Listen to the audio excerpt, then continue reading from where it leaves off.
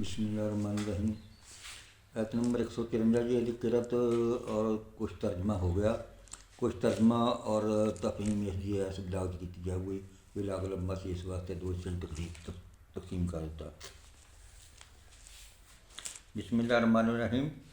اس غم کے بعد پھر اللہ نے تم میں سے کچھ لوگوں پر ایسی اطمینان کی سی حالت طاری کر دی کہ وہ اونگنے لگے، مگر ایک دوسرا گروہ جس کے لیے ساری اہمیت بس اپنے ہی مفاد کی تھی، اللہ کے متعلق طرح طرح کے جاہلانہ گمان کرنے لگا جو سراسر خلاف حق تھی۔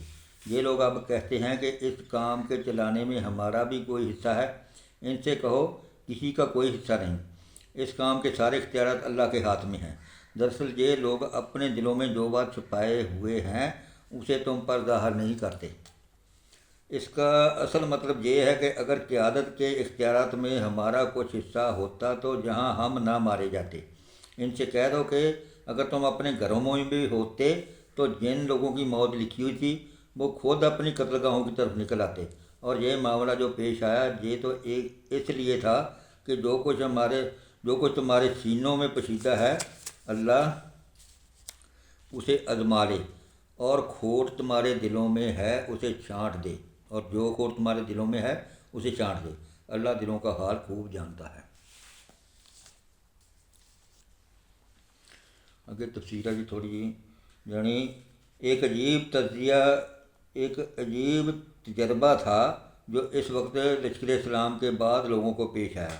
حضرت ابو طلحہ جو اس جنگ میں شریک تھے خود بیان کرتے ہیں کہ اس حالت میں ہم پر اونگ کا ایسا غلبہ ہو رہا تھا کہ تلواریں ہمارے ہاتھ سے چھوٹی پڑتی تھیں، یعنی ایسی نیند غالب ہو رہی تھی لڑدے ہاں بھی سانوں جہڑیاں تلواریں سی وہ ہاتھوں چھوٹ جاندیاں سی، یعنی وہ اللہ کی طرفوں سیگا جی وہ مسلمانوں کو چین دی نیند اتاری۔